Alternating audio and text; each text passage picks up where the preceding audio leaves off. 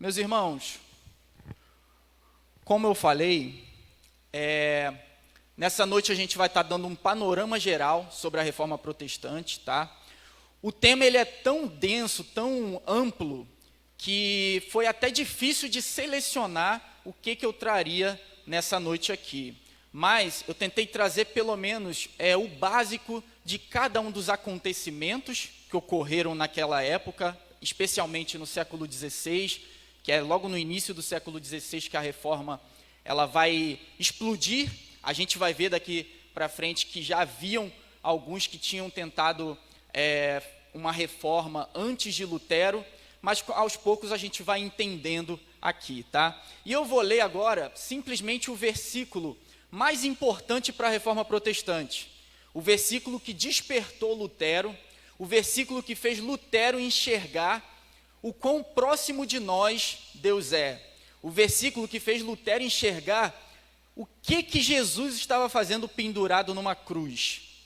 Por que Deus se encarnou em forma humana, um Deus ilimitado, encarnou em forma humana, morreu pelos nossos pecados, numa cruz que era considerada maldita em sua época. E Lutero, certa vez, dando aula sobre Romanos, ele chegou nesse versículo que nós vamos ler agora. Romanos 1, verso 17, diz assim: porque no Evangelho é revelada a justiça de Deus, uma justiça que do princípio ao fim é pela fé, como está escrito, o justo viverá pela fé. Meus irmãos, essa daqui é uma das maiores evidências na história do mundo, de que a palavra do Senhor tem poder, porque um simples versículo fez com que Lutero, o Espírito Santo abrisse a mente dele para que ele interpretasse as Escrituras de forma muito mais clara, a partir de um pequeno versículo como esse, mais especificamente pelo trecho, o justo viverá pela fé. Mas nós não vamos falar disso agora, porque a gente vai seguir uma linha do tempo da vida de Lutero, então a intenção é que a gente chegue lá daqui a pouquinho, beleza? Vou começar dando uma introdução para a gente entender o propósito dessa palestra, tá? Primeiro de tudo, como vocês estão vendo lá, entenda a sua fé. Eu tenho certeza que várias vezes já te perguntaram que tipo de cristão você é, católico ou protestante? E você respondeu que você era um cristão protestante. Mas é comum, irmãos, que a gente acabe não conhecendo determinadas coisas da nossa própria fé, porque às vezes a gente não se atenta a determinadas coisas mesmo. E os irmãos vão ver que é enriquecedor você perceber a profundidade que é você ter sido um cristão protestante. O que isso significa? Tá? A gente é salvo somente por meio de Cristo Jesus, mas a gente vai ver que essa crença que eu acabei de falar, de que nós somos salvos somente pela fé em Cristo Jesus, é uma herança, um resgate, na verdade, da Reforma Protestante, e entender a sua tradição vai ajudar muito. Olhar para o passado nos ajuda a combater o erro presente e nos protege de erros futuros. Esse é o principal motivo pelo qual estudar a história da igreja tem a sua importância. É você olhar para o passado e ver que essas heresias que surgem nos nossos dias, elas não são novidade. Elas não têm nada de novo nelas. Como o irmão Gileno pregou, quem estava no culto de quarta-feira, o irmão Gileno falou sobre as comidas falsas, né, que são nos oferecidas de vez em quando, os falsos ensinamentos. Ele fez uma analogia bem bacana ali. E é bem isso que tem acontecido. Aí você acha que é novo o que, por exemplo, as igrejas neopentecostais fazem. Mas quando você estuda a história da igreja, você vê que isso acontece desde o primeiro século. E quando você estuda a história da igreja, você consegue entender como os cristãos lá de trás combateram essas heresias, e você consegue fazer o mesmo hoje. Então, estudar a história da igreja nos ajuda a entender o passado, os erros que nós cometemos no passado, e nos ajuda a nos resguardarmos de erros futuros. E, claro, que a gente também fique atento ao presente, para que a gente analise o que nós cremos hoje mesmo. A história da igreja é muito enriquecedora. A Igreja Católica, isso aqui é importantíssimo, tá, meus irmãos? Toda vez que eu falar de Igreja Católica aqui, eu não estou me referindo à Igreja Católica dos nossos dias, tá? A gente continua tendo muitas divergências com eles continuam crendo em muitas coisas extra-bíblicas, coisas que não estão na Bíblia, tá? Porque eles acreditam que a tradição, e o Papa e o clero têm autoridade até mesmo superior às Escrituras, por conta disso que eles creem em determinadas coisas. Porém, a gente vai ver que naquela época da Reforma, eles tinham mais divergências ainda. A coisa era muito mais absurda. Mas quando eu falar dos absurdos da Igreja Católica, não entenda como se fosse a igreja de hoje. É a igreja do século XVI, ok? E um coraçãozinho de Lutero, que a Sara colocou no slide, que eu achei super bacana, tá? Lutero fazendo um coraçãozinho para a gente. Esse daí foi o grande nome da Reforma Protestante, tá? E aqui está o cronograma de que nós vamos seguir nessa palestra. A gente vai começar dando um panorama geral sobre a vida de Lutero, porque não tem como falar de Reforma Protestante sem falar um pouco, pelo menos, da vida de Lutero. Depois nós vamos falar sobre o que é o protestantismo, como vocês estão vendo ali. Depois nós falaremos sobre a Reforma hoje, qual é a importância da Reforma nos nossos dias. Será que a Reforma foi um evento que aconteceu na história e que não deve continuar acontecendo? Ou foi algo que a gente simplesmente aconteceu uma vez e acabou? A gente vai ver que tem um legado muito bom que a igreja de hoje, infelizmente, em sua maioria, não se atenta para o que a Reforma pode nos ensinar. E no final eu vou abrir um espaço para perguntas e respostas, tá? O que eu não souber, eu vou falar que eu não sei mesmo, tá? Vou ser bem sincero, mas aquilo que eu puder ajudar e que qualquer outro irmão puder ajudar também nas respostas, a gente troca esse conhecimento aí, tá bom? Então vamos começar. Vamos começar pela vida desse cara aí, ó. Você com certeza já viu essa foto em muitos lugares. Esse daí é Martinho Lutero, tá?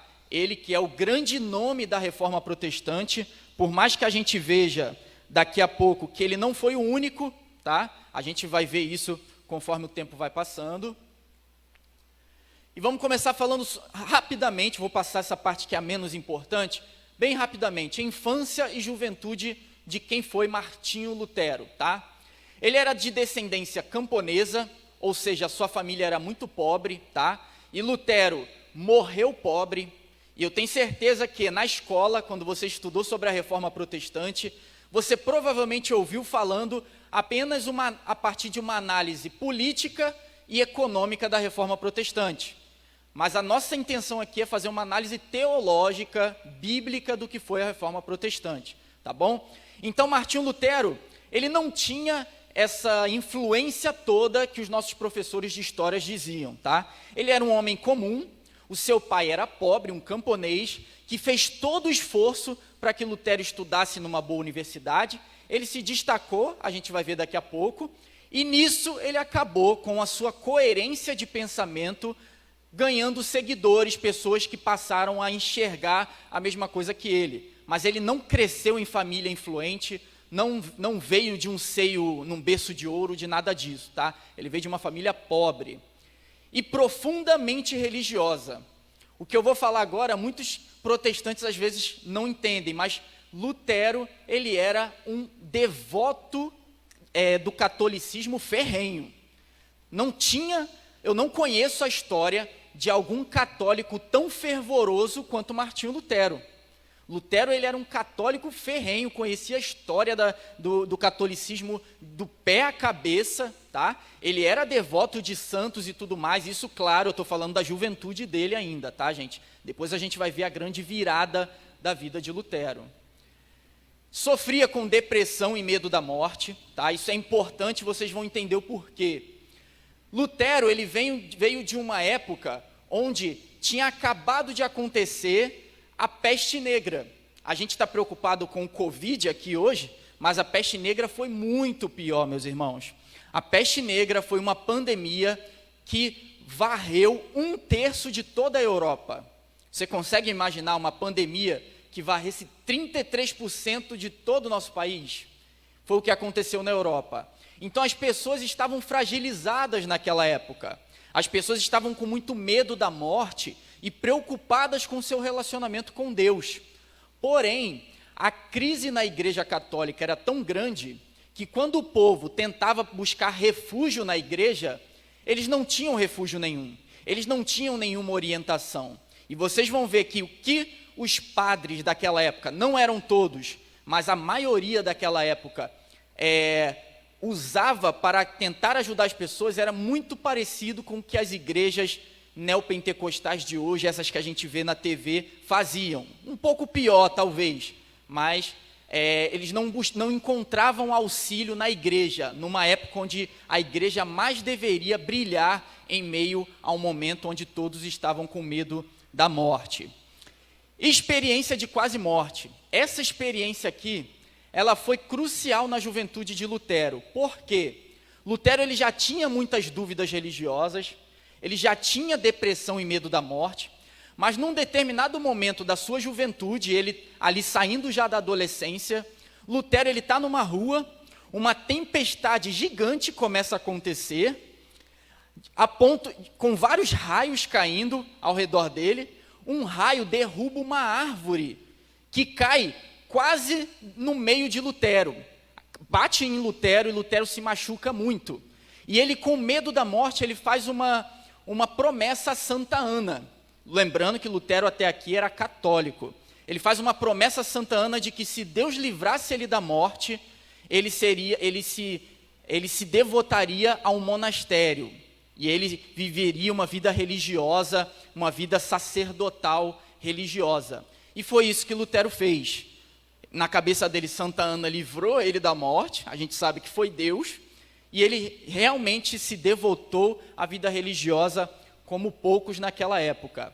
E ele era um cara extremamente legalista, tá? Ele convivia com o peso dos seus pecados de uma maneira muito legalista, ao ponto de haver a história de que o padre que pastoreava Lutero, chamado de Staupitz pastoreava Lutero, aconselhava Lutero, e era a quem Lutero se confessava. E Staupitz uma vez se irritou com Lutero, porque Lutero cometia um pecado na mente, ele ia lá, se confessava, ficava 1 hora no confessionário. Ele saía, no caminho para casa, ele pensava em alguma coisa, pensava em alguém que ele não gostava, ele já voltava para se confessar de novo. Então Lutero ele era um cara extremamente legalista. Ele não entendia como a Bíblia nos apresentava o relacionamento com Deus. E a gente sabe que ainda hoje existe esse falso evangelho pesado sendo pregado aí. Quando a Bíblia fala que o fardo de Cristo é leve e suave, é o oposto disso que eu acabei de falar que Lutero vivia. Então, cada pecado que Lutero cometia, ele queria se reconciliar com Deus, mas ele buscava isso a partir do próprio esforço, se confessando o tempo inteiro, se autoflagelando, é importante lembrar disso. Muitas das vezes, para você entender como Lutero era um católico fervoroso da época, Lutero foi encontrado desacordado no seu quarto, porque ele cometia um pecado e ficava se autoflagelando, se automachucando para se sacrificar para agradar a Deus. Olha como era distante do evangelho aquilo que Lutero vivia. E vá rapidamente sobre a sua formação, que aqui é a parte menos importante mesmo. O pai dele deu todo o esforço para que ele tivesse uma formação boa e saísse daquela vida de camponês, tá? Quando ele alcançou os seus 18, 17 anos, ele ingressou na Universidade de Erfurt e se formou em Bíblia, tá? Lutero, ele era doutor em Bíblia, tá? Ele era um cara que era raridade naquela época, porque muitos se formavam em teologia, e teologia vinha carregado com a teologia católica daquela época. Lutero, ele se formou em Bíblia, o que fez com que, naquela época, quando quase todo mundo tinha abandonado a leitura das Escrituras, Lutero leu, entendeu muita coisa e Deus abriu os olhos dele naquela época.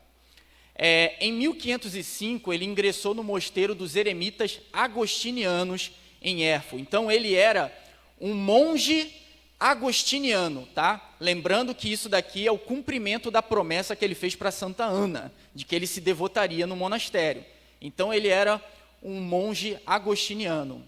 Ele se destacou muito rapidamente, porque ele era um cara muito inteligente, os professores rapidamente notaram ele, tá? E ele rapidamente, olha só, ele se formou, ele ingressou na faculdade em 1501, se formou em 1505, em 1507 ele já foi nomeado sacerdote da Igreja Católica, de tão rápido que ele se destacava.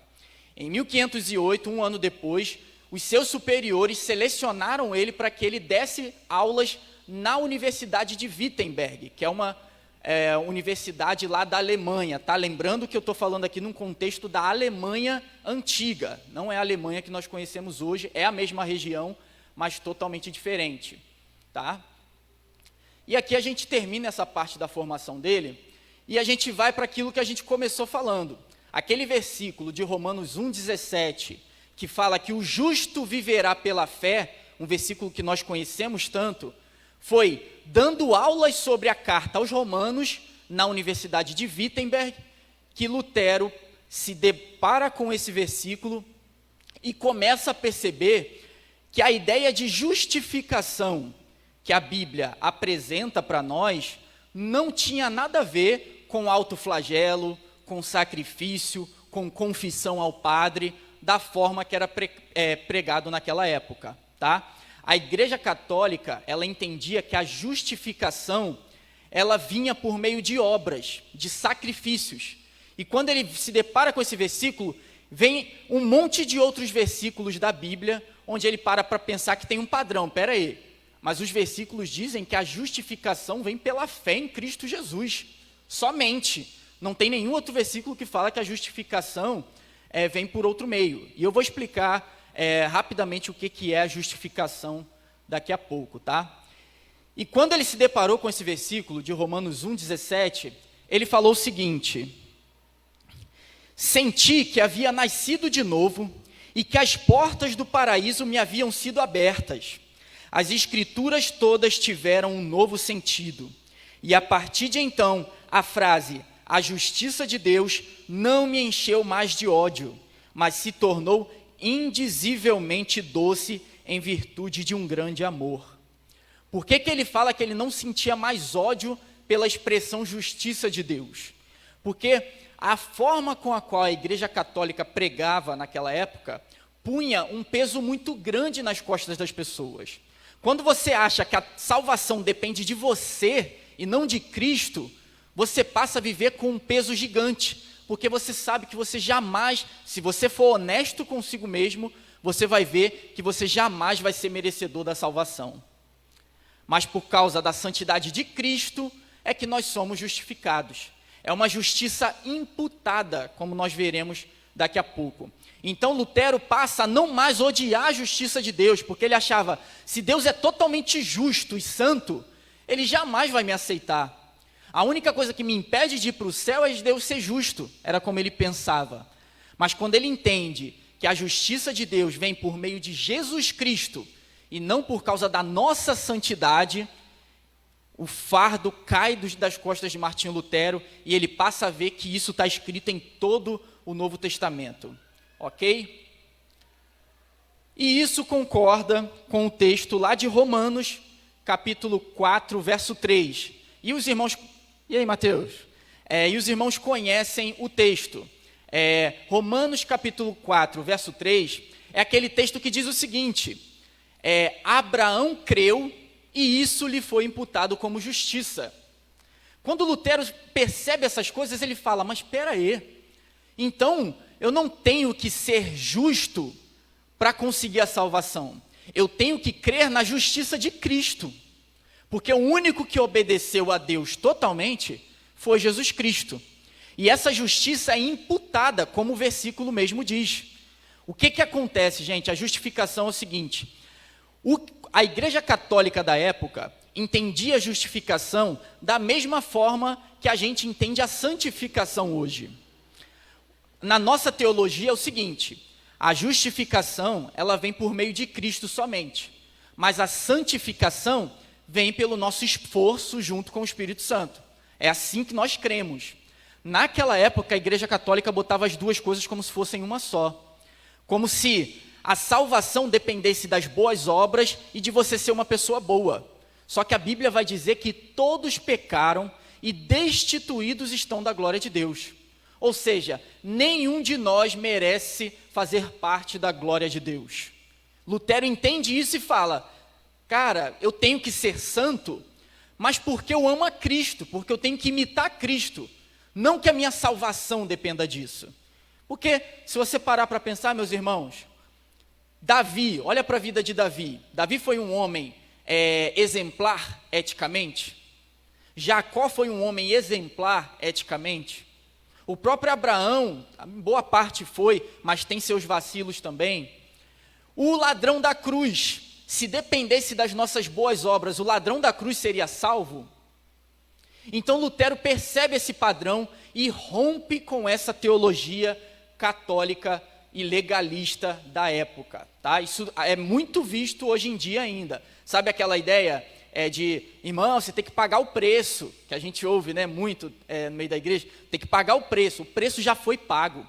Jesus na cruz falou, está consumado. O véu do templo se rasgou e você hoje tem acesso direto a Deus. Então você se relaciona com Deus por causa da santidade de Cristo e não da sua. Então a gente precisa entender. E qual é a aplicação prática disso, meus irmãos? É você ter humildade em saber que se Jesus te salvou, não foi porque Ele viu algo bom em você, mas por causa dos méritos de Cristo e porque você creu em Cristo, essa justiça te foi imputada, de forma que a ira de Deus estava indo em direção da vida do irmão Luiz, mas no dia que o irmão Luiz creu em Cristo Jesus, Deus ele não mais olha para a vida do irmão Luiz, olha para Cristo na cruz do Calvário, vê a santidade de Cristo e essa justiça nos é imputada. Da mesma forma que o cordeiro era sacrificado no lugar das pessoas no Antigo Testamento, Jesus fez o sacrifício perfeito e definitivo pelas nossas vidas. Meus irmãos, isso dá um alívio para nós. Quando você entende que é a graça que te sustenta, que não depende da sua fidelidade, mas depende da fidelidade de Cristo. E você sabe que Cristo, Ele é perfeitamente fiel. Isso nos dá uma certeza, a certeza da salvação. E naquela época, se você falasse que você tinha certeza da salvação, a Igreja Católica te tinha como herege. E você podia até ir para a fogueira se você não se retratasse. Por quê? Porque eles não entendiam o princípio da justificação, tá? Por que que isso acontecia, meus irmãos? Por que que a Igreja Católica da época tinha uma ideia errada? Era por pura maldade? Acredito que boa parte, sim, se aproveitava desse evangelho legalista para ganhar dinheiro em cima do povo.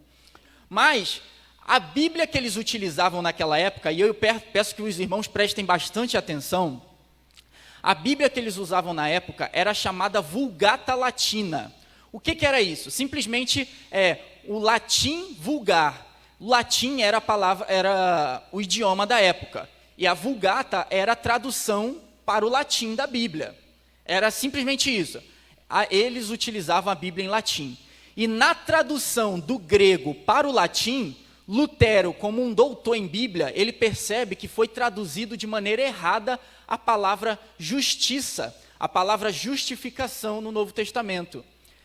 Ao invés de traduzir como uma justiça imputada, Jerônimo, que foi quem traduziu a Bíblia para o latim no terceiro século, ele traduziu pela palavra justificare, que escrevendo fica justificare, tá? E justificare significa ficar justo.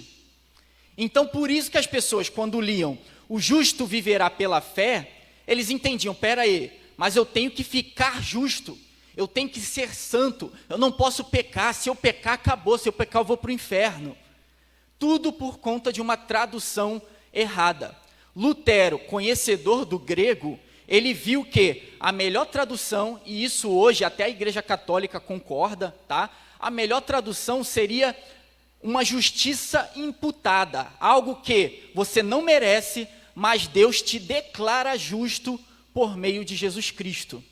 E tudo muda, a compreensão do sacrifício na cruz muda completamente quando você entende isso, que não depende de você, que Jesus já fez todo o necessário para que você fosse salvo, ok? E agora a gente entra perto das controvérsias já, quando começam as brigas entre Lutero e a Igreja Católica. Em 1510, Lutero foi enviado a Roma para tratar de negócios do mosteiro. Pode parecer que isso aqui é uma bobeira, que não precisava estar aqui, mas foi a primeira vez que Lutero teve contato com Roma, que é a grande cidade, até hoje, no Vaticano, onde é o centro da Igreja Católica, é a terra santa da Igreja Católica. E você imagina, Lutero como um católico fervoroso, com certeza um dos maiores sonhos dele era conhecer Roma, era estar entre os sacerdotes romanos daquela época.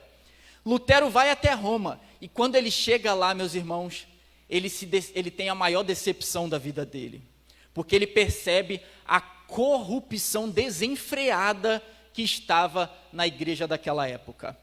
Ele começa vendo pessoas vendendo salvação, ele começa a ver a Igreja Católica roubando terras do povo, roubando não, né? Como era legalizado, mas a Igreja Católica tirando terrenos do povo.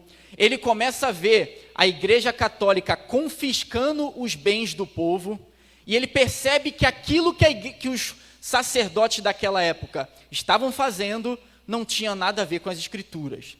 Para você ter uma ideia, meus irmãos, naquela época as pessoas compravam cargos sacerdotais. Olha como estava a corrupção daquela época. O cara, para ser bispo, ele dava um dinheiro para o Papa nomeava ele bispo ou arcebispo na época, e Lutero vê aquilo ali e fica extremamente decepcionado. Então essa viagem foi aquilo que abriu os olhos de Lutero para a corrupção da igreja naquela época. Em 1511, Lutero se torna doutor em teologia, em Bíblia, tá? Eu escrevi teologia ali de maneira errada, tá? É Bíblia, sendo chamado para lecionar em Wittenberg, cargo que ocupou até sua morte.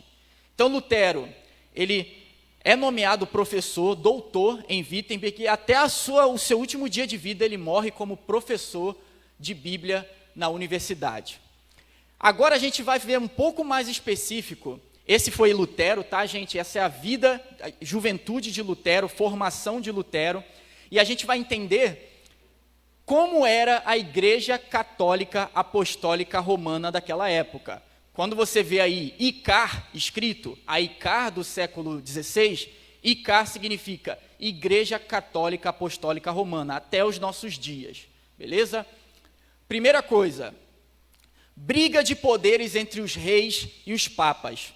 O que acontecia? A gente está falando de uma Europa cristianizada, entre aspas, né? Onde o Papa, ele tinha tanto poder quanto um rei. Em alguns momentos ele tinha mais poder que um rei. E começava a surgir brigas ali, porque alguns impérios caíram, o Império Romano caiu, a gente sabe disso, o Império Otomano caiu, quem estudou a história da igreja do mundo sabe melhor do que eu não vou saber contar essa história. Os impérios caem, e os reis da época têm que disputar poder com o Papa, porque se eles dessem uma ordem e o Papa desse outra, a maioria das pessoas seguiam o Papa. Então, os reis começaram a se revoltar contra a Igreja Católica. Então, havia uma disputa de poder, porque não havia separação igual a hoje entre igreja e Estado. A igreja e Estado eram a mesma coisa. O Papa ele tinha poder de um presidente, de um governante da Europa naquela época. E isso começava a incomodar as pessoas politicamente. Como eu já falei, a igreja oprimia o povo. E cada vez mais a igreja acabava ganhando essa oposição. Por quê? O povo se revoltava contra a igreja que tomava as terras deles, que tomava os bens deles, que confiscavam os bens deles, que mandava prender quem pensasse o contrário. Então, acaba se levantando pessoas para ser contra a Igreja Católica cada vez de forma mais massiva naquela época. A economia europeia estava um caos por conta disso. Por quê? Porque os reis não conseguiam se planejar economicamente. E quem era a coisa que mais atrapalhava os reis a prosperarem? A Igreja Católica, que era Para os dias de hoje, meus irmãos, a Igreja Católica seria quase trilionária, aí, de tanto dinheiro, de tanto ouro que eles possuíam, porque eles se consideravam donos de tudo. Tá? Eles podiam confiscar e ninguém podia falar nada. Cargos eclesiásticos eram comprados, bispos e arcebispos, eu já falei disso. Construção da Basílica de São Pedro. Vale a pena você pesquisar depois no Google, Basílica de São Pedro, que existe até hoje em Roma, no Vaticano. Essa Basílica de São Pedro, enorme, toda feita de ouro por ali, né? Hoje já nem tanto, porque muitas já tiveram brigas ali, revoltas, onde pessoas roubaram muito ouro daquela basílica. Sabe como ela foi construída, meus irmãos? O Papa, ele já tinha todo o dinheiro necessário para construir a basílica. Mas a vaidade do Papa fez com que ele não abrisse mão da fortuna dele, ele não quis construir a basílica com suas próprias riquezas, e ele pegava do povo. E como que eles conseguiam dinheiro para construir a basílica? Com a venda de indulgências. O que é esse negócio de indulgências, Ronan? Era o seguinte, é a coisa mais absurda que a gente enxerga hoje acontecendo até nas TVs, quando você liga a televisão de madrugada. Indulgência era o seguinte, a Igreja Católica, ela acreditava que ela tinha a chave da salvação, por causa daquele texto lá, de Pedro, sobre esta pedra edificarei e tudo mais. Eles entendiam que eles tinham o poder de ligar as coisas da terra no céu. Então, se a igreja, as autoridades da igreja dissessem que alguém era salvo, a pessoa seria salva. Se a autoridade da igreja dissesse que alguém perdeu a salvação, ele perdia, na cabeça deles. Eles acreditavam que o Papa tinha esse poder. E o que eles passaram a fazer? Eles passaram a vender salvação. Então, digamos que eu estou preocupado com a minha salvação. Eu quero conseguir a minha salvação sem depender de mais nada, sem nem conhecer a Jesus. Eu dou um dinheiro, a minha salvação é alcançada porque havia um homem que ficou responsável pela venda de indulgências, chamado Johann Tetzel. Tetzel, ele passava pelas cidades cantando a seguinte musiquinha. Eu não vou cantar porque eu sou péssimo cantando, mas a letra da música era o seguinte: quando a moeda no fundo do cofre cai, a alma do purgatório sai. Por que ele cantava isso? Porque as pessoas não só compravam a sua salvação, elas compravam a salvação daquele parente que morreu há 100 anos atrás e que morreu sem Jesus. Então eles acreditavam que essa pessoa estava no purgatório ainda, esperando Deus julgar essa pessoa. E como a igreja, na cabeça deles, tinha o poder de dar salvação, eles falavam isso. Se você colocar o dinheiro nesse cofre, quando a moeda bater no fundo do cofre, a alma do teu parente que está lá no purgatório vai para o céu. Consegue entender o absurdo que estava a igreja na época? E eu não estou falando, meus irmãos, de algo que o Papa não tinha conhecimento. O Papa autorizou isso para que fosse arrecadado dinheiro para a construção da Basílica de São Pedro, que nós conhecemos até o dia de hoje. Consegue entender o absurdo disso? Lutero vê essas coisas acontecendo e se revolta. Ele passa a estudar a Bíblia mais do que nunca. Eu já falei que a Igreja Católica entendia justificação e salvação da mesma forma. Entendia que a igreja era detentora das chaves de Pedro. E o purgatório era, como eu falei, era um estágio intermediário entre a terra e o céu ou entre a terra e o inferno. O que é o purgatório? Quem assistiu o Alto da Compadecida vai saber o que é o purgatório, que ali é uma satirização da teologia católica. A pessoa morre e vai para um lugar chamado purgatório, que não é nem o céu nem o inferno. Lá, ela tem um tempo para ser julgada, e nesse tempo, se a autoridade da igreja der a salvação para essa pessoa, a pessoa vai para o céu, se não der, ela vai para o inferno. É por isso que a Igreja Católica até hoje tem a missa do 7º dia, de 7 dias, né? Que a pessoa morre, depois, durante 7 dias ou depois de 7 dias, eles fazem uma missa pela alma da pessoa. Até hoje eles acreditam no purgatório. Só que naquela época era mais absurdo, sabe por quê? Porque eles entendiam que os santos, esses que a gente conhece, Santo Agostinho, São Cosme e Damião e tudo mais, eles tinham sido pessoas tão justas na vida deles, que eles tinham sido tão santos, que eles excediam a santidade que precisava para ser salvo. Então é como se você tivesse uma conta bancária, você precisasse de R$1.000, mas o santo, ele era tão justo, tão santo, que ele tinha mais de R$1.000, ele tinha 1 milhão, então ele tinha graça para dar e vender para as pessoas. Consegue entender como isso é absurdo, meus irmãos? Uma alma no purgatório, então, as igrejas, elas falavam que se o cara estivesse no purgatório e um santo já morto intercedesse pelaquela alma, ela seria salva. Então você vê, meus irmãos, que isso são coisas que não estão nas escrituras. Por que isso acontecia?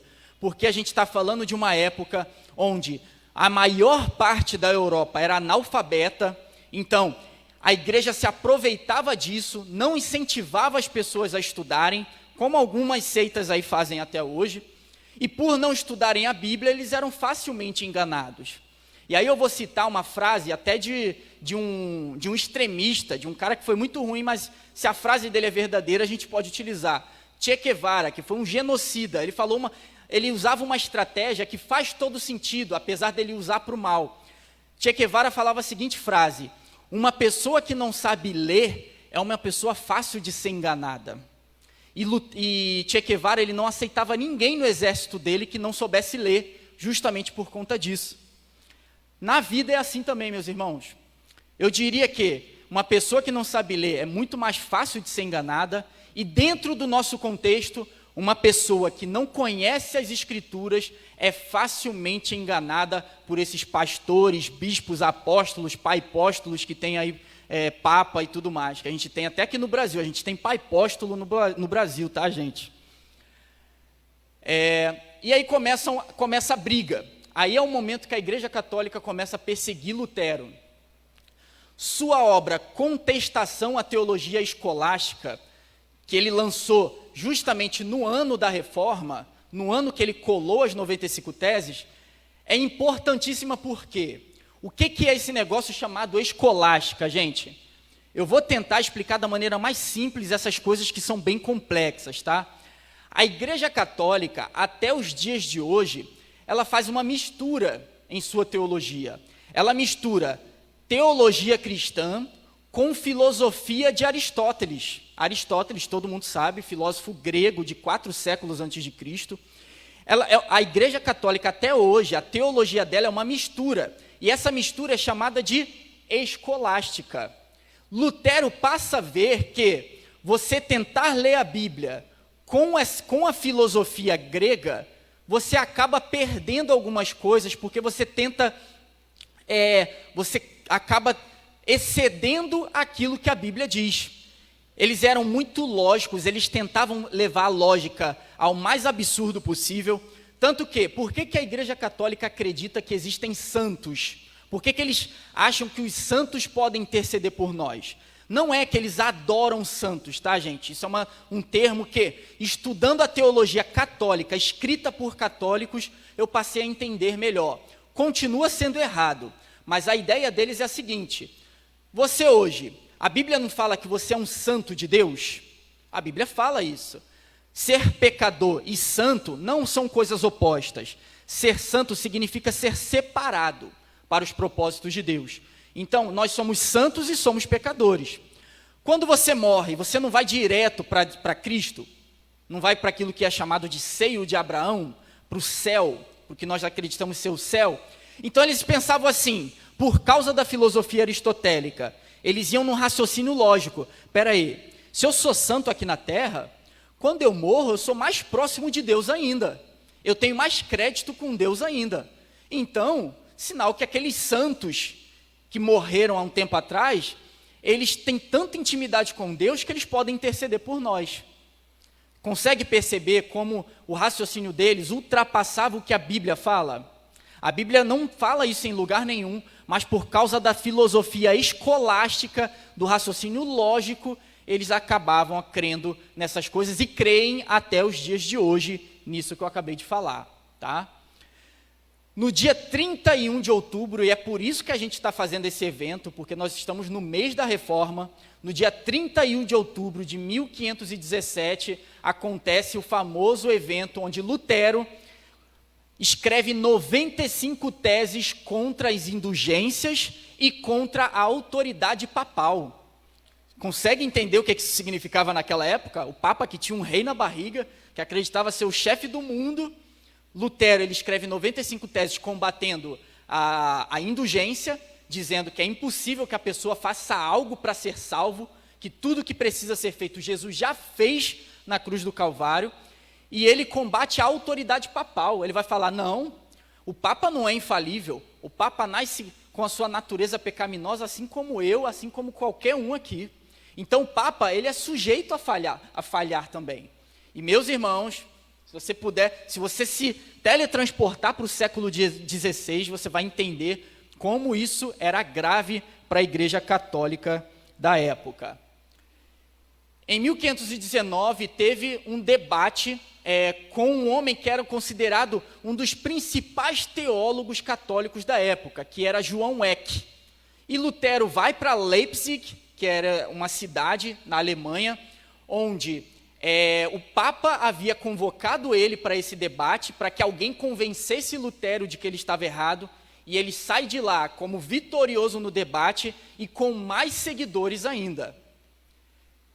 Continuando, Martinho Lutero nunca, isso aqui é importantíssimo, meus irmãos, como eu falei, Lutero ele era um católico fervoroso no início da sua vida.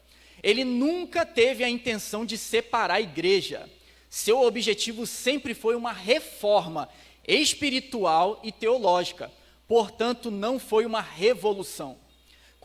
O que é uma revolução, gente? Isso aqui você pode levar para a política e para qualquer outra coisa na vida.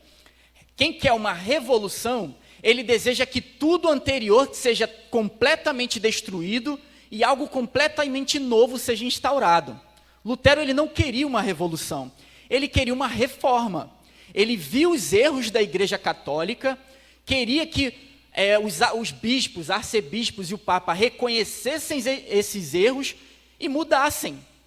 Então Lutero, se a coisa que Lutero queria tivesse acontecido, até hoje nós seríamos a Igreja Católica sem os erros que a Igreja Católica comete até os nossos dias. Seria uma maravilha, meus irmãos, porque não teria essa divisão que nós temos hoje, que é lamentável, mas que acabou sendo necessária, porque a Igreja Católica foi muito orgulhosa naquela época, e cerca de 30 anos, cerca de 29 anos depois, a Igreja Católica faz o Concílio de Trento, que foi uma contra-reforma, e acaba reconhecendo um monte de erro da Igreja Católica. Então, se eles tivessem ouvido Lutero logo no início, a igreja não tinha se dividido. E eles teriam feito debate baseado na Bíblia e talvez muita coisa seria diferente hoje. Mas eles não aceitaram os ensinamentos de Lutero. Deixa eu ver aqui, que acabou apagando. Porém, ele não queria a separação, porém, em 1520, Lutero rompe definitivamente com a Igreja Católica, após publicar seus 3 definitivos tratados sobre uma necessária reforma.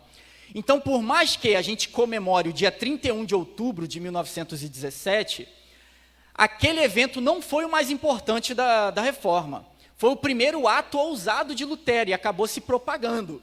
Mas eu creio que esse evento foi mais importante do que esses escritos de Lutero, foi mais importante do que ele colar as 95 teses na porta da Catedral de Wittenberg, e foi muito mais motivo para que os bispos e arcebispos se preocupassem com o movimento luterano que estava surgindo na época. Tá?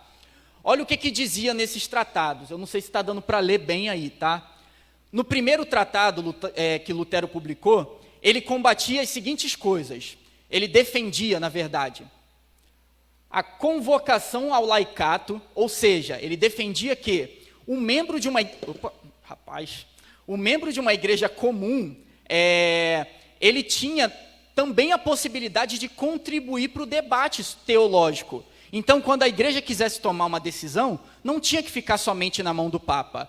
Os membros da igreja comuns também deveriam participar, como é na Igreja Batista. Nossa igreja é uma igreja congregacional. Qualquer decisão mais importante, assim, que mude o rumo da nossa congregação, a gente faz uma espécie de concílio, onde todos nós temos direito a voto. Na Igreja Batista é assim. Lutero queria implantar isso. A abolição dos tributos a Roma. Lutero queria que os comércios, os países, as cidades, os políticos parassem de pagar imposto para Roma. Isso ele tratou também nesse tratado. A abolição do celibato do clero. Lutero não enxergava base bíblica para entender que um clérigo não deveria se casar. Ele não via base bíblica para isso. A gente sabe que, lá no início do Evangelho de Marcos, quando Jesus está ali pregando num determinado dia, fala que eles vão para a casa de quem? Da sogra de Pedro. E a Igreja Católica não fala que Pedro foi o primeiro Papa? Espera aí, mas se ele foi o primeiro Papa, ele tinha uma sogra, então ele era casado. Lutero vê isso, não vê base bíblica nenhuma e defende que eles possam se casar. Até hoje existem movimentos dentro da Igreja Católica que tentam legalizar o casamento de padres e bispos, tá, gente? A abolição da missa pelos mortos. A gente sabe que isso existe até hoje, a gente falou aqui da missa do sétimo dia, então ele não via também embasamento bíblico. A base que a Igreja Católica tem para defender a missa, oração pelos mortos, são de escritos deuterocanônicos, ou seja, escritos que não estão na Bíblia, escritos que foram elaborados 3, 4 séculos depois de Cristo Jesus. Então, eram coisas que discordavam com a Bíblia que nós conhecemos, tá? A abolição das peregrinações. Lutero, por ele entender que o fardo de Cristo é leve e suave, não tinha motivo para a igreja fazer peregrinações de um país até o outro andando para pagar um sacrifício a Deus, porque Deus não deseja, como é que diz lá? A obediência obedecer é melhor do que sacrificar. Não tem por que você ficar pagando, subir um morro de joelhos, igual até hoje os católicos fazem, porque é tudo pela graça, o Evangelho deixa isso muito claro, é por graça. Não é nada que você faça para merecer, a salvação é gratuita, você só precisa crer e essa justiça lhe é imputada, como a gente já falou. Fim das ordens religiosas. Lutero acreditava que a missão do Evangelho era evangelizar o mundo. E o que eles faziam naquela época, e ainda tem hoje? Eles se infortunavam no monastério, ficavam ali vivendo separado da sociedade, vivendo uma santidade forçada, como se eles não vivessem no mundo em que nós vivêssemos, como a igreja tem feito em boa parte hoje em dia, gente. Às vezes a gente acaba se fechando num ciclo cristão e deixa de entender que Jesus ele só se sentava com pecadores praticamente. Quer dizer, só se sentava com pecadores, obviamente. A gente se esquece que de Atos 17, quando Paulo ele vai sozinho para a Grécia, no meio dos filósofos gregos, ele vai lá e prega no Areópago, ou seja, no meio de um monte de pagão. Por quê? Porque Paulo entendia que a missão da igreja é ser luz do mundo. Então, se você hoje enxerga o seu ciclo de amizade e só tem cristãos, você pode ter certeza, meus irmãos, que você está deixando de obedecer um mandamento de Deus mesmo. Porque é necessário que a gente influencie o mundo, que a gente seja luz e sal dessa terra. No segundo tratado, meus irmãos, Lutero vai combater o seguinte: ele rejeitou a doutrina eucarística da transubstanciação. Cada palavra é difícil, né? Mas é muito fácil se a gente for explicar aqui. Eucaristia é a ceia do Senhor, é como os católicos chamam de Eucaristia. Alguns teólogos protestantes também chamam, mas para fazer essa separação, a gente chama de ceia do Senhor, eles chamam de Eucaristia. E eles acreditavam na transubstanciação. Que raio de coisa é essa? É o seguinte, vocês lembram que eu falei que a teologia católica é uma mistura da filosofia de Aristóteles com a teologia cristã? O que eles pegavam? Eles pegavam a ideia de substância, eu não vou explicar aqui, porque senão a gente vai complicar mais a nossa cabeça ainda. Pegava a ideia de substância de Aristóteles e eles diziam o seguinte, e até hoje eles creem nisso, que no momento da ceia do Senhor, a Igreja Católica acredita que você realmente está comendo o corpo de Cristo. Eles acreditam de fato, tá, que eles estão comendo. Você sente o gosto do pão, mas você está comendo de fato a carne de Cristo, literalmente. Eles acreditam nisso, tá? Por quê? Porque eles fazem essa mistura e tentam racionalizar a ideia da ceia. Nós, protestantes, nós acreditamos que a ceia é algo simbólico que aponta tanto para o sacrifício na cruz do Calvário, quanto deve ser celebrada a comunhão do corpo de Cristo. Então, Lutero enxerga, lendo o texto, que Jesus, ele não falou aquilo ali literalmente. Quando Jesus fala, pega o pão e fala, isto é meu corpo, isto é meu sangue, ele não está falando literalmente. Ele está falando, quando ele fala, fazer isso em memória de mim, é para que a igreja nunca se esqueça daquilo que foi feito na cruz. Essa é a ideia da ceia do Senhor. E Lutero combate essa ideia católica. E o sacrifício da missa. Para o católico, até hoje, em menor grau, quando você faz sacrifícios na missa para alcançar a graça de Deus. E como eu já falei aqui, que a justiça de Deus ela é imputada sem que você mereça, e pelos méritos de Cristo, Lutero combate isso também. E o seu último tratado, que não foi com a intenção de combater a Igreja Católica, mas era um tratado que Lutero escreveu sobre a espiritualidade cristã mesmo, sobre santidade e tudo mais, Lutero acaba fazendo uma distinção da justificação pela graça com a justificação pelas obras. Nós cremos que a justificação é pela graça, nós não merecemos e não temos como fazer nada para merecer a salvação. A Igreja Católica acredita até hoje na justificação pela graça e pelas obras. Eles não acreditam que é somente a graça, como a Bíblia diz. Eles falam, é pela graça, mas também por obras. Você tem que participar dos sacrifícios, você tem que participar dos sacramentos da ceia, você tem que viver uma vida santa, ajudar os pobres, e aí sim você será salvo. A Bíblia não fala disso em momento nenhum. É a justiça de Cristo que nos salva. E passando aqui, meus irmãos, a gente não pode achar que a Igreja Católica viu tudo isso que Lutero estava escrevendo e ficou de braços cruzados. O que o Papa fez diretamente? O próprio Papa escreveu uma bula papal. O que era uma bula papal? Era um documento escrito à mão pelo Papa mesmo e que tinha autoridade canônica. Ou seja, se o Papa escrevesse alguma coisa, uma bula papal, aquilo ali tinha a mesma autoridade da Bíblia. E ele escreve uma bula papal dizendo que, se Lutero não se retratar, ele vai ser excomungado e talvez até jogado no fogo, e também decide que todos os livros de Lutero deveriam ser queimados. E, meus irmãos, sabe o que Lutero fez? Quando a bula papal chega para ele lê a bula papal, convoca aqueles do movimento dele e queima a bula papal na frente de todo mundo. Ou seja, a ordem era para que os livros de Lutero fossem queimados. Ele pega a própria bula que tinha a ordem, queima na frente de todo mundo e fala, eu só acredito nas escrituras, eu não acredito em ordem papal. Olha o que Lutero fez. E aí, meus irmãos, a coisa só começa a piorar. Lutero, então, foi excomungado somente em 1521, tá? 4 anos depois, porque já o movimento estava crescendo tanto que finalmente a ordem papal para que Lutero fosse excomungado da igreja aconteceu, tá? E ainda em 1521, Lutero é convocado pelo imperador para comparecer à Dieta de Worms. Isso aqui foi a última chance, e eu posso falar que aqui começou a Reforma Protestante, em 26 de maio de 1521, tá?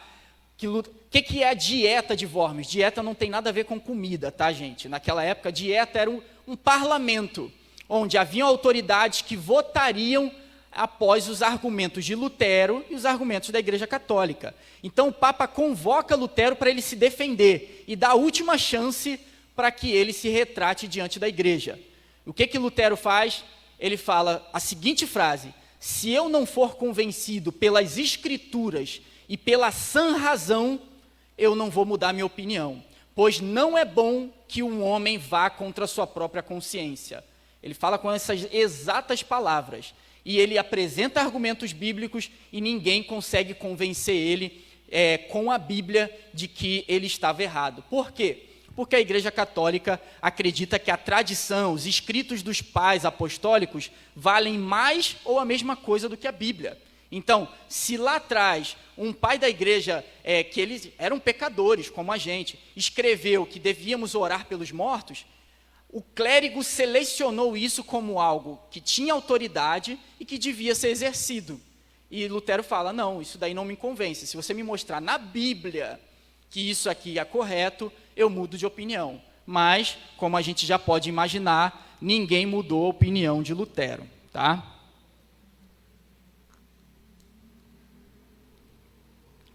Então a dieta de Worms é o que rompe de vez com a Igreja Católica. Ali começa o movimento protestante, tá?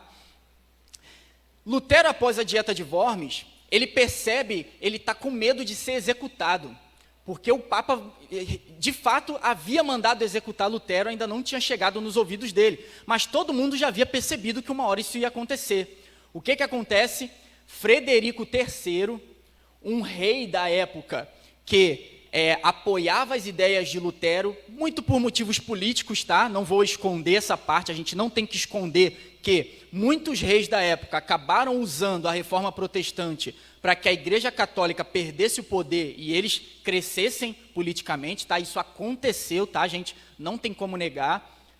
Frederico III, que é conhecido como o Sábio, sequestra Lutero, parece coisa de filme. Ele sequestra Lutero para que Lutero não seja executado. E Lutero some por um tempo. E, meus irmãos, sabe o que é mais interessante?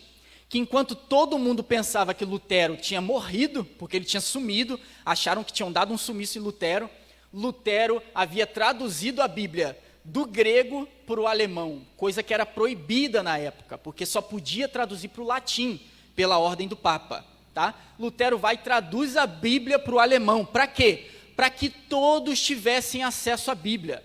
Se você hoje tem uma Bíblia aí no teu colo e você lê ela com facilidade, tem acesso direto àquilo que a gente crê que é a palavra de Deus, isso começou somente na Reforma Protestante, tá, gente? Por que o católico, gente, lê pouquíssimo a Bíblia? Se lê, isso é fato, tá? Os próprios católicos reconhecem. Até tem um teólogo que escreveu no livro falando que a pessoa mais simples de uma igreja protestante conhece mais Bíblia do que um padre às vezes. Isso é verdade, tá, gente? Porque eles não são incentivados a ler as Escrituras. Porque eles acreditam que a Bíblia é só mais um livro inspirado. Se eles acreditam que a tradição, a história da igreja tem tanta autoridade como a Bíblia, eles vão lá e acabam não dando a importância que nós damos. E como eles não podem discordar do que o Vaticano decide, qual é a postura de um católico? Eu vou deixar, quem vai decidir o que é certo, o que é errado, o que é bíblico e o que não é o bispo, é o arcebispo, é o papa, eu não vou ajudar a interpretar as Escrituras. Então ele não tem motivação nenhuma para ler a Bíblia, tá, gente? Então é por isso que até hoje o católico tem essa herança. O texto de Efésios 2:8 impactou Lutero. Pois vocês são salvos pela graça, por meio da fé, e isto não vem de vocês, é dom de Deus. O que é a graça, gente? A gente está cansado de saber. Graça significa favor imerecido. É um presente que você recebe sem ter feito nada para merecer aquilo ali. A graça é isso. Você é salvo pela graça, por meio da fé. Da fé em quem? Da fé em Cristo Jesus e na sua obra. Isto não vem de vocês, é dom de Deus. E o texto vai continuar falando que é para que ninguém se glorie. Você conhece o texto. Então, meus irmãos, você não pode bater no peito e falar, eu sou salvo e fulano não é. Eu sou salvo porque Deus viu que eu era uma pessoa boa. Meus irmãos, a Bíblia diz que a nossa melhor obra é comparada a trapos imundos. A tua melhor obra não consegue retribuir aquilo que Jesus fez por você. Então é por pura graça, misericórdia, favor imerecido. Isso humilha a gente, isso nos coloca no nosso devido lugar, onde um cristão que entende o cristianismo e é um cara soberbo, orgulhoso, ele às vezes até entendeu intelectualmente, mas ele ainda não trouxe para o coração aquilo que é o Evangelho. Porque o Evangelho, ele é pura graça. Jesus te alcançou, não é que você foi até ele, não. O Espírito Santo um dia abriu os seus olhos, abriu o seu coração, ele abriu uma disposição no seu coração para que você aceitasse a mensagem de Cristo. Não foi por esforço seu. Amém, meus irmãos? Que isso se torne uma prática na nossa vida. Um cristão soberbo é uma contradição completa. E após ler esse texto, ele fala o seguinte: declaro simplesmente que o verdadeiro cristianismo deixou de existir entre aqueles que deveriam tê-lo preservado, os bispos e eruditos. Ele fala, quem é que deveria ter preservado o cristianismo como ele era lá no Novo Testamento? Os mestres, os pastores, trazendo para os dias de hoje, né? E ele percebe que mestres e pastores compravam seu cargo, então o cara era padre, bispo, sem nem conhecer a Bíblia, sem nem saber o que Jesus fez, quem foi Jesus. E Lutero percebe a corrupção da igreja, vendendo coisas que nem estavam na Bíblia, coisa que não tem nada a ver com a fé cristã. Então, Lutero vê isso e enxerga, a igreja que deveria preservar a sã doutrina, ela se corrompeu, não tem mais como voltar atrás, eles nem querem voltar atrás. E aí se rompe com a igreja católica e é dado início à igreja protestante. Em 1546, quase 30 anos após ele colar as 95 teses, Lutero é morto e foi sepultado na sua própria cidade de Wittenberg, e até hoje o túmulo dele está lá para visitação. Se for um dia em Wittenberg, você pode ir lá visitar, está lá os ossos, o fóssil de Lutero ainda está lá. Tá? Então, o movimento cresceu tanto que não teve como o Papa excomungar ele para outro país. Lutero foi morto, sepultado na sua própria cidade, porque a autoridade papal ela tinha diminuído muito já no tempo da sua morte. E no fim de sua vida, quando perguntaram para Lutero, Lutero, qual foi o grande segredo da reforma? Ele respondeu, eu simplesmente ensinei, preguei, escrevi a palavra de Deus. Eu não fiz nada, a palavra fez tudo. Olha que coisa linda, meus irmãos. Se você um dia pregou para alguém e essa pessoa se converteu, a sua postura deveria ser essa, eu não fiz nada, a palavra fez tudo. Mas para a palavra fazer tudo, é necessário que você a conheça. É por isso, meus irmãos, que um protestante que não estuda a Bíblia, não falo ler não falo repaginar não, eu falo de ler, estudar a Bíblia, se devotar nela, meditar nela dia e noite, como a própria Bíblia nos manda, é uma contradição. É necessário que você estude. E você está entendendo também a importância da teologia nisso tudo? Lutero era um teólogo bíblico. Por causa da teologia dele, a reforma protestante aconteceu. E hoje, qualquer pessoa que estude mais teologia numa igreja é chamado de racionalista, é chamado dizem que você tem que, a palavra mata, a letra mata, né? Eles pegam um texto fora de contexto, a letra mata. Quando Paulo fala desse texto, ele não está falando da letra Bíblia, ele está falando da lei do Antigo Testamento, que a lei vem para condenar, a lei vem para mostrar o nosso pecado. Então, quando a Bíblia diz que a letra mata, não tem nada a ver com as Escrituras, está falando da lei. As pessoas usam isso para que você estude menos a Bíblia e busque uma experiência com Deus. O importante é você viver em santidade, viver a sua vida isolada, não discutir com ninguém, porque ninguém está certo, eu vou pensar de um jeito, o Mateus vai pensar de outro, não adianta a gente debater. Foi com debates, foi com teologia saudável que o Espírito Santo usou Lutero e os reformadores para que a reforma protestante acontecesse. Meus irmãos, se você tiver uma oportunidade de fazer um curso de teologia, num lugar sério, tá? Pesquise antes, porque tem muito curso por aí que não vale a pena não, você vai desaprender, tá? Mas se você puder fazer, meus irmãos, faça, ajuda muito. A teologia vai te ajudar a interpretar a Bíblia, por exemplo. Você vai ter ferramentas. Você vai aprender que o versículo bíblico ele foi inventado só no século XII da igreja. Então você não tem que ler a Bíblia separando versículo por versículo. É nessa daí de separar versículo, por exemplo, que a gente fala, por exemplo, que Satanás veio para roubar, matar e destruir. É quando você vai em João 10 e lê o capítulo inteiro, você vê que não está nem falando de Satanás, está falando dos falsos pastores. E a Bíblia a teologia ela vai te ensinar a interpretar a Bíblia de maneira correta, meus irmãos. Então, se você puder fazer um curso sério de teologia, faça, que muita coisa vai ser desmistificada. Eu nem ia fazer isso, mas eu estou lembrando aqui, se vocês puderem, meus irmãos, toda terça-feira eu tenho um projeto chamado Bereanos, que acontece 7h30, toda terça, 7h20, toda terça-feira, online. É só você baixar um aplicativo, clicar no link e você já está lá em sala assistindo.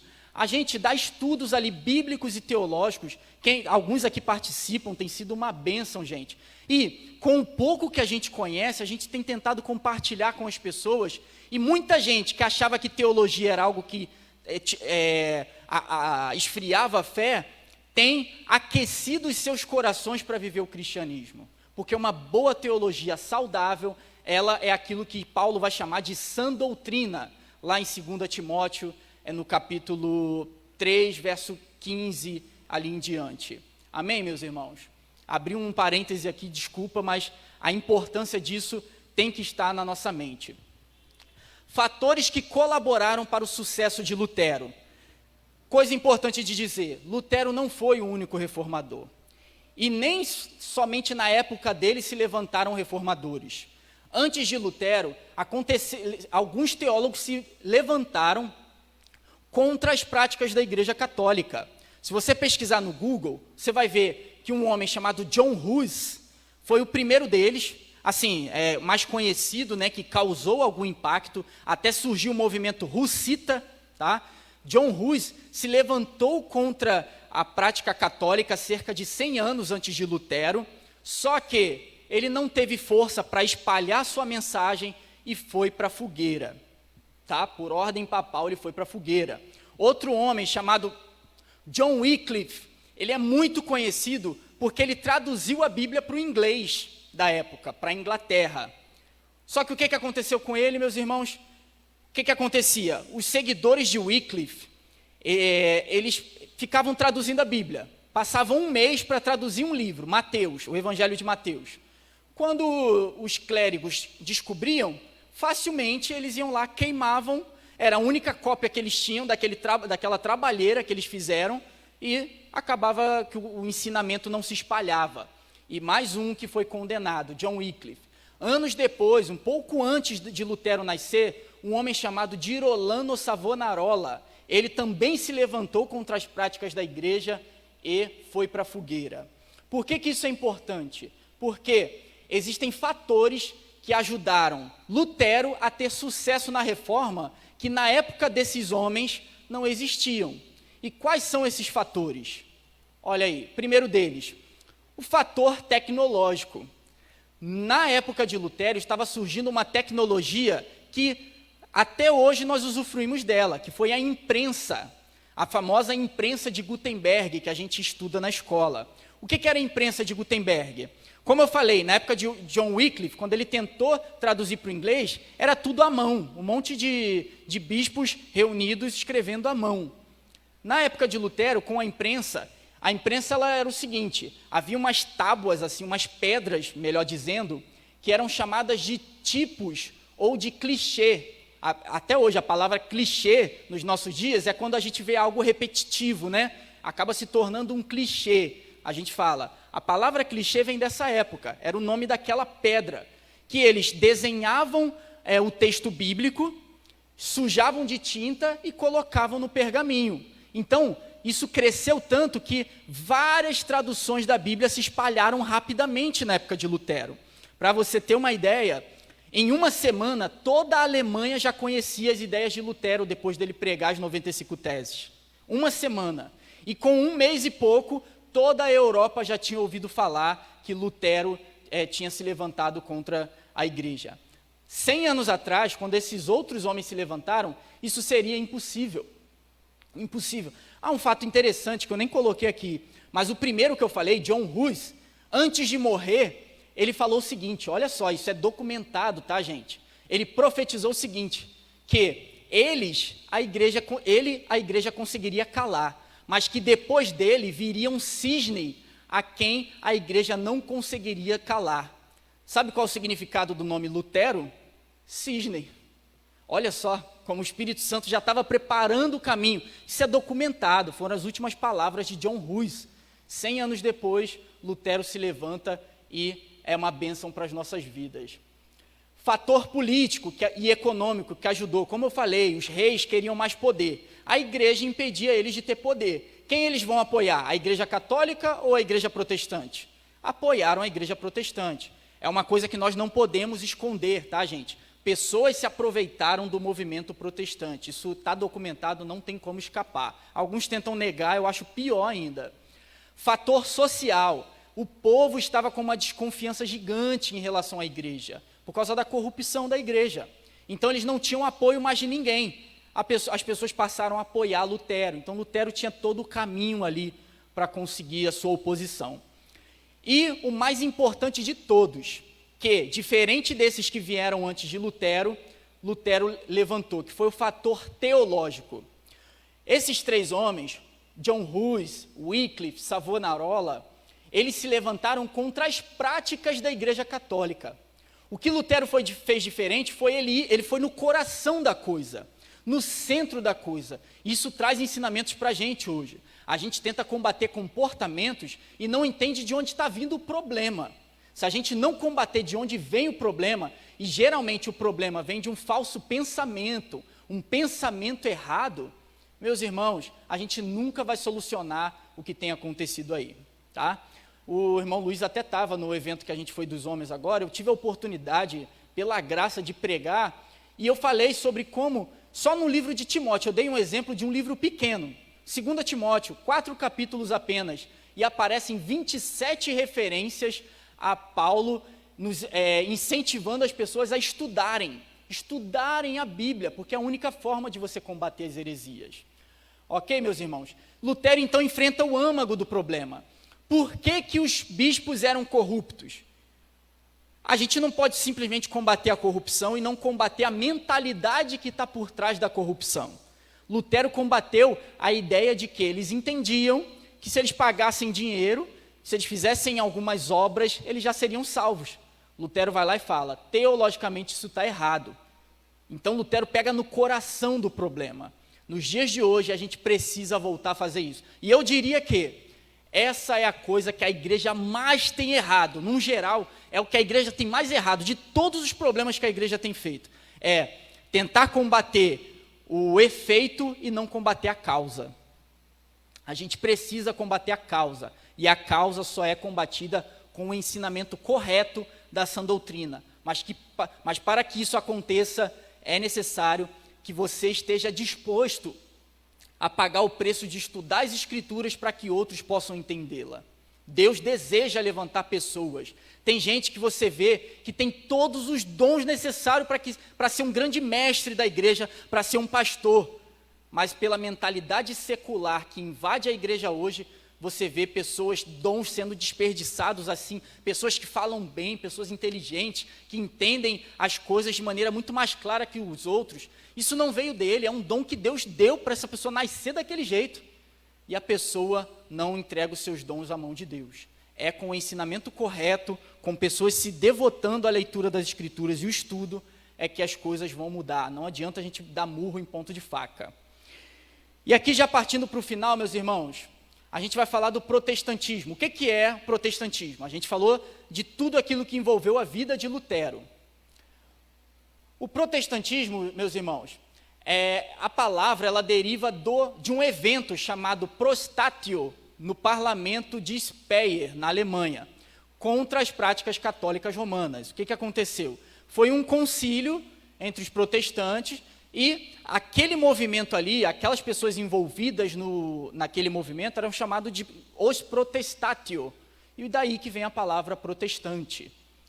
Carl Trueman, um grande estudioso da época da Reforma, ele vai definir a reforma da seguinte maneira: a reforma é a tentativa de colocar Deus como ele se revelou em Cristo, no centro da vida e do pensamento da igreja. Por que ele fala isso, meus irmãos? Porque quando você entende que você não é salvo somente pela fé em Cristo, você vai lá e coloca outros elementos. Eu tenho que crer em Cristo, mas eu também tenho que participar da Eucaristia, eu tenho que fazer sacrifícios, eu tenho que ajudar os pobres, tudo isso é muito bom, tá? Sacrifício não, mas participar da Eucaristia, ajudar os pobres é mandamento, tá? Mas nada disso envolve salvação. Quando você bota vários elementos para que você seja salvo, Jesus vira só mais um entre aqueles elementos. Jesus é só mais um meio pelo qual Deus salva, e não o centro de tudo. Quando Lutero estuda o Novo Testamento na língua original, ele percebe que o centro do Novo Testamento é a cruz, é o sacrifício de Cristo, é o centro de absolutamente tudo. Se você sobe aqui no púlpito, e graças a Deus, e aqui eu não estou falando para puxar o saco não, mas o nosso pastor, ele prega a cruz o tempo inteiro, e é isso que tem que ser pregado. Não tem outra coisa para a gente pregar de púlpito. A gente estudar a lei, a gente estudar escatologia, estudar determinadas doutrinas, é lugar de EBD. No culto é para o evangelho ser pregado, para a cruz ser pregada.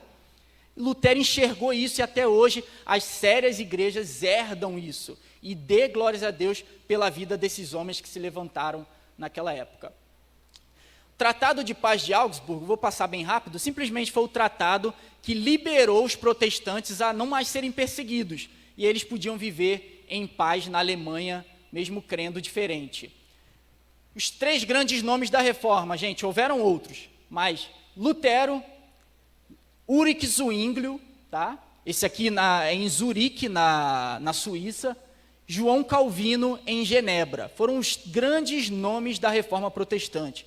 Você tem outros também, Philippe Melanchthon, Martin Bucer e tudo mais, mas esses são os mais conhecidos. O protestantismo tem sua base nos ensinamentos desses reformadores, tá? Eles erraram? Erraram. Eles discordavam em algumas coisas? Discordavam. Mas naquilo que faz parte do centro do evangelho, eles concordavam, tá? Os primeiros países, aqui eu vou pular essa parte para a gente ganhar um tempinho, tá? Os erros dos reformadores, isso aqui é importante, porque muita gente só fala das partes boas, mas esses homens erraram e erraram feio, tá? Mas lembre-se que as coisas que eu vou falar aqui eram menos absurdas naquela época, mas continuam sendo absurdas, foram erros. Lutero, por exemplo, meus irmãos, você já deve ter estudado na escola que Hitler seguia um livro de Lutero. O último livro de Lutero, já na sua velhice, falam que o livro é muito ruim, eu nunca li, chamado As Mentiras dos Judeus. Por quê? Aí tem um contexto que fazia com que Lutero odiasse os judeus. Por isso que Hitler tinha Lutero como um grande líder alemão na época dele, tá? Lutero, ele defendia o ódio aos judeus, por quê? Porque ele acreditava que na época da Reforma, eles estavam vivendo aquele milênio que tá dito lá em Apocalipse. E no milênio diz que os judeus, a uma hora, né, eles vão enxergar o verdadeiro Messias. Mas nem com a Reforma eles aceitaram a mensagem do Evangelho. E aí Lutero desenvolve um ódio pelos judeus que foi usado por pessoas para que judeus fossem mortos até os dias do século XX na Alemanha nazista, tá? Então foi um erro de Lutero, o que não engloba nas verdades teológicas. Ele falou verdades teológicas que não podem ser ignoradas por causa do erro dele, que tem que ser dito também, tá? Ulrich Zwinglio, gente, foi o cara que perseguiu uma turma que eram os reformadores radicais, conhecidos como anabatistas, de onde nós viemos. Os batistas vêm lá dos protestantes anabatistas. O que significa anabatista? Significa rebatizadores. Por quê? A prática da Igreja Católica é que a criança, bebê, já é batizada, correto? Eles, quando essa pessoa ficava adulta e ela cria em Cristo, eles rebatizavam.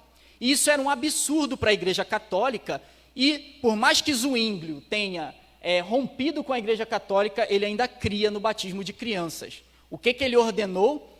Ele fazia uma coisa irônica, extremamente cruel, que era, os anabatistas não querem rebatizar? Mata eles afogados, vamos batizar eles. É um erro, grande erro de um reformador que não deve ser escondido. Mas se você for para a época onde qualquer sentença era fogueira, afogamento, morte e tudo mais, você vai entender que isso é muito mais absurdo nos nossos dias, tá? Calvino, meus irmãos, tem pouca coisa para falar de Calvino, mas certa vez, um herege daquela época, e era um herege mesmo, falava coisas absurdas sobre Jesus, chamado Serveto. Ele foi para Genebra, falou as heresias dele em Genebra, na cidade de Calvino. Calvino, ele tinha influência suficiente para impedir que Serveto fosse para a fogueira. Mas João Calvino estava tão irritado com ele que não interviu e deixou o cara morrer na fogueira. Por que eu estou falando isso, meus irmãos? Porque de Gênesis até os nossos dias, a gente vê Deus usando pecadores para se revelar para o seu povo. Ninguém foi santo, meus irmãos. Deus, até os nossos dias, continua nos usando, mesmo você tendo aquele pecado que eu e você cometemos, que ninguém mais sabe, somente nós e Deus. A gente continua pecando, mas pela misericórdia, Deus usou esses homens e continua usando pecadores até os dias de hoje. Ok? A reforma teve seus vieses político, econômico, educacional, mas principal e propositalmente teológico. Eu já falei disso aqui. As 5 principais controvérsias entre católicos e protestantes.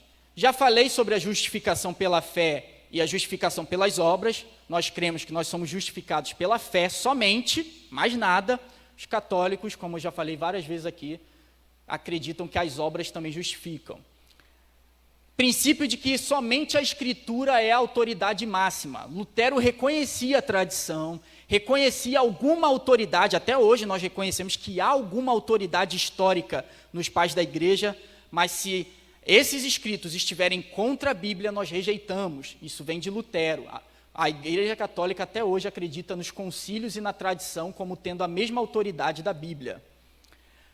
Separação entre igreja e Estado. Sacerdócio universal dos crentes.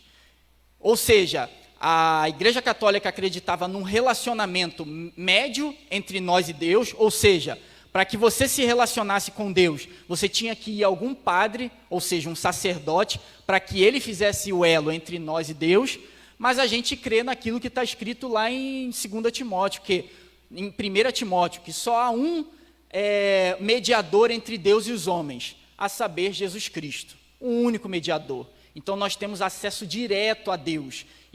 Essas foram as 5 principais controvérsias, contando com os sacramentos. A Igreja Católica acreditava que na ceia, ali estava de fato o corpo e o sangue de Cristo. Nós acreditamos que aquilo ali é um símbolo que representa o sacrifício de Cristo. E aqui, meus irmãos, a gente chega na parte mais importante, tá? Saindo da parte histórica, a gente vai para as 5 solas da Reforma Protestante. O que são as 5 solas? É aquilo que vai definir se você é um protestante ou não é, tá? É aquilo que é toda a base da teologia protestante. Qual é a primeira? Sola significa somente em latim, tá? Sola Scriptura, ou seja, somente a Escritura. Nós acreditamos que somente a Escritura é a autoridade infalível, tá? Não estou falando de tradução é falível, tá? A gente acabou de ver exemplos de traduções que falharam, até para os nossos dias isso é falível, tá, gente? Mas nós cremos que os manuscritos originais são manuscritos infalíveis. Deus revelou isso perfeitamente, tá? Na cópia pode haver um erro ou outro que a gente hoje já conhece quais são esses erros e você pode ter uma tradução fiel da Bíblia. Tá? Essa que você tem, você pode confiar. Isso tanto católico quanto protestante, até teólogos ateus concordam, que a tradução que nós temos hoje é fiel aos originais, ok? Sola fide, ou seja, somente a fé. Somente a fé é suficiente para justificar o pecador. Nós cremos nisso. Os católicos não creem, tá? Somente a fé já faz com que a justiça de Deus seja imputada na sua vida. Solus Christus, somente Cristo. Somente Cristo é o intermediador entre Deus e os homens. Não há outro caminho a Deus a não ser por meio do Filho. É como a Bíblia deixa muito claro no Novo Testamento, tá? Sola gratia, somente pela graça. Nós não merecemos nada. O dom do Espírito Santo, essa unção que um dia veio sobre você e abriu os seus olhos espirituais para que você cresça em Cristo, isso foi a graça de Deus agindo. Você mesmo, o teu coração pecaminoso não quer estar com Deus, mas a graça de Cristo te regenerou, de forma que você tem um novo coração e esse novo coração deseja agradar a Deus. Só lhe deu glória. Se você não tem mérito em nada, se a salvação é somente pela graça, somente pela fé em Cristo Jesus, somente por Cristo, somente a Deus a glória. Você não tem do que se gloriar de absolutamente nada. Nós somos pobres pecadores. Tanto que uma das últimas frases de Lutero antes dele morrer foi: somos todos mendigos. Sabe o que isso significava? Nós somos mendigos, meus irmãos. Nós não merecemos nada E Deus um dia nos deu uma esmola chamada salvação, e nós não fizemos nada para merecer aquilo ali. A gente só fez isso aqui, ó, só recebemos, só aceitamos a mensagem da cruz. Essas são as 5 solas da reforma protestante, e para os dias de hoje, meus irmãos, ela tem grande importância. Parte final, serei bem rápido. Reforma hoje. Qual a importância da reforma nos nossos dias? Carl Trueman, o mesmo teólogo inglês que eu falei, é um presbiteriano que está vivo até hoje. Ele diz o seguinte: a reforma é a prática contínua de criticar, contínua, ou seja, é algo que tem que estar com a gente o tempo inteiro, esse espírito da reforma tem que estar com a gente. É uma reforma e prática contínua de criticar, a qual, em sua essência, deve evitar qualquer complacência. Complacência, ou seja, qualquer coisa que nos faça nos acomodar. Ah, tá bom do jeito que tá, nossa igreja já é perfeita, nossa congregação já é perfeita. Isso é totalmente contra aquilo que os reformadores nos ensinaram. A gente sempre vai ter, tem até uma frase de reformadores pós-Lutero que dizia o seguinte: igreja reformada sempre reformando. Nós sempre, por sermos pecadores, nós sempre teremos coisas a melhorar, sempre teremos ideias tortas que merecem ser corrigidas. Então, esse espírito da reforma tem que estar em nossos dias. Complacência que descanse satisfeita com a forma em que as coisas estão no momento. Ou seja, esse espírito de acomodação, tá tudo bem. Tu percebe hoje, começa a criticar igrejas que falam as maiores barbaridades no meio de cristãos. Você vai ver um monte falando o seguinte: cara, não pode criticar não, ele é ungido do Senhor, não pode criticar porque ele é igreja. Não, meus irmãos, a gente vai ver que lá em Colossenses, no capítulo 4, verso 17, isso é um verso que pouquíssima gente conhece, diz o seguinte, olha o que Colossenses nos ensina, penúltimo versículo de Colossenses, Paulo dizendo à igreja de Colosso: digam a Arquipo que cuide em cumprir o ministério que você recebeu no Senhor. Digam a Arquipo, aspas, cuide em cumprir o ministério que você recebeu no Senhor. Sabe quem era Arquipo, meus irmãos? Arquipo era o pastor da igreja de Colosso. E o que Paulo ensina para os membros? Olha, se Arquipo se desviar do caminho, se a teologia dele se desviar, se ele sair da sã doutrina, corrija ele. Então essa ideia de que existe um ungido do Senhor separado, não, meus irmãos, a Bíblia nos ensina que o pastor ele tem um dom de pastorear, orientar a ovelha, de liderar as ovelhas, mas a mesma unção, que é o Espírito Santo que habita no pastor, habita em mim e em você, e é saudável para a igreja quando a gente se corrige mutuamente em amor, em paciência, em paz, sem brigas, nem nada disso. É simplesmente, viu um irmão que está com um pensamento errado? É teu dever, meu irmão, olha o que diz na Bíblia, vamos estudar aqui, vamos ver o que está errado, vamos voltar para o caminho correto. Isso é a coisa mais protestante que a gente pode fazer nos nossos dias, meus irmãos. A gente tem que estar sempre em reforma. E eu tinha colocado o versículo aí, nem vi. Cuide em cumprir o ministério que você recebeu no Senhor. Ou seja, as pessoas deveriam cobrar o pastor que ele exercesse o seu papel como pastor. Outra palavra de Carl Trueman: quando hoje pregamos de acordo com o Evangelho, nós o fazemos a um mundo que não tem mais nenhuma compreensão, nem mesmo o básico do enredo bíblico ou de quem Deus é. O que ele está querendo ensinar aqui? A reforma, ela foi um movimento do seu tempo. Ela reconheceu os erros do seu tempo, as filosofias erradas do seu tempo e combateu. Hoje, meus irmãos, a gente anda completamente alienado com as coisas do mundo. A gente se fecha no nosso mundo e esquece que tem filosofias sendo pregadas. Como a gente falou aqui, da ideia do Cine Jovem, quando você assiste um filme no cinema, existe uma filosofia por trás daquele filme. O cara que escreveu aquele filme, ele tem as crenças dele. E tu acha que ele vai defender uma crença que ele não crê? Óbvio que não. Ele vai defender algo que ele crê. E se a coisa que ele crê é contra as Escrituras, meus irmãos, muita gente assiste e absolve as coisas sem nem perceber. sem nem perceber. A gente precisa conhecer as filosofias que estão influenciando as crianças da nossa época, os adolescentes e os jovens da nossa época. E os idosos também, todo mundo. A gente precisa saber o que se passa no mundo, tá, meus irmãos? Senão, a gente vai continuar perdendo pessoas para as universidades. O tempo em que as pessoas mais se desviam da igreja é entre os 17 e 21 anos. Justamente a idade que as pessoas saem de casa para a universidade, tá? Lá ele vai encontrar filosofias que a gente não explicou para eles aqui na igreja. E passando aqui, meus irmãos, precisamos de uma cosmovisão embasada nas Escrituras. Não há nada mais protestante do que você basear todas as suas crenças na Bíblia. O que é cosmovisão? Cosmo significa mundo. Então, é uma visão de mundo. Como que você enxerga o mundo? É a partir da lente das Escrituras, dos óculos das Escrituras?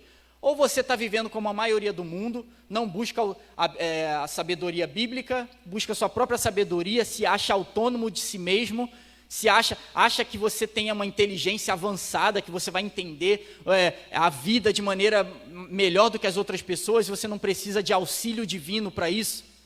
Isso é totalmente antiprotestante. A gente vê crenças no meio da igreja, você senta com jovens, você senta com adultos também, idosos da igreja, e você percebe crenças que vão totalmente contra as Escrituras sendo ditas. Sonhos, pessoas sonhando com uma vida totalmente antibíblica e tudo mais. Enfim, temos que ser coerentes nas nossas crenças. Aqui posso passar, acho que o mais importante já foi falado.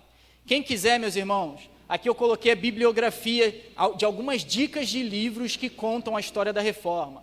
Primeiro deles, é um livro bem simples de entender, com uma linguagem muito tranquila. Se você quer ter o primeiro contato com o que foi a Reforma Protestante e como ela pode ser aplicada para os dias de hoje, leia esse livro aqui, Reforma Ontem, Hoje e Amanhã, do Carl Trueman, esse cara que eu citei algumas vezes aí.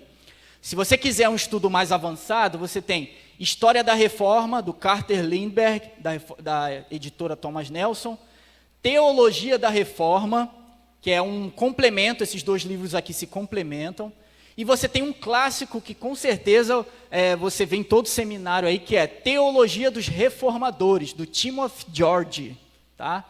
E se você quiser um bom auxílio, gente, para entender essas expressões que eu utilizei, justificação, santificação, o que é propiciação, quem foi Lutero e tudo mais, compre um dicionário teológico. E o que eu tenho usado e tem me edificado muito, quando eu preciso entender alguma coisa, é isso aqui. Novo Dicionário de Teologia, do Sinclair Ferguson, tá? É um teólogo escocês muito bom. É um livro que está barato em relação aos outros, e qualquer coisa que você tenha dúvida, você vai lá, e tem sido muito fiel à Bíblia. E por último, se você quiser conhecer bem rapidamente os eventos da história da igreja, eu indico A Igreja Cristã na História, do Franklin Ferreira, teólogo brasileiro. É um historiador teólogo brasileiro. Ok, meus irmãos?